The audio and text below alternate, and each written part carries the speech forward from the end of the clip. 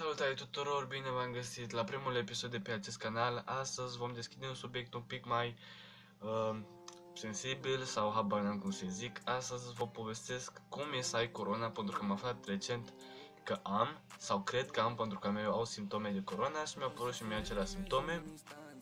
Și așa că o să vă zic cum mă simt, cum evoluează starea mea de sănătate. O vom vorbi un pic despre simptome, pentru că cred că asta vă interesează.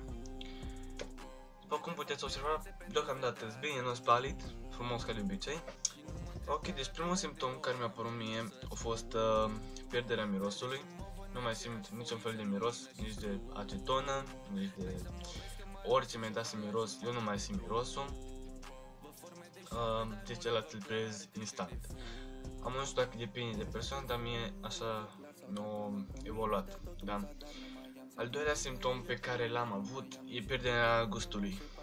În afară de dulce, acru și amar, altceva nu mai simt.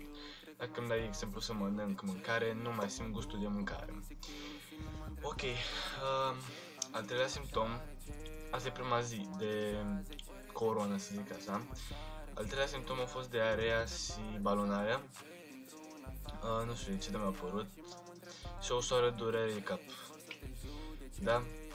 Și m-am gândit să fac așa o serie pe YouTube pe zile, în fiecare zi o să fac un vlog și o să vă explic cum evoluează acest virus și dacă chiar e atât de periculos precum se tot zice, da? O să fiu 100% sincer cu voi pentru că chiar vreau să știți ce e cu adevărat și să nu vă speriați degeaba. Deocamdată starea mea de sănătate mă simt super ok, aproape ca de obicei, atâta numai că nu mai am gust și miros. Și eu și o presiune pe cap. În caz că aveți ceva curiozități, nu ezitați să-mi scrieți în secțiunea de comentarii, o să vă răspund cu cea mai mare sinceritate. Și o să ne vedem mâine, pentru că o să vă mai explic câteva chestii, da? După ce o să mai apară alte simptome și o să vă zic cum o să mă simt.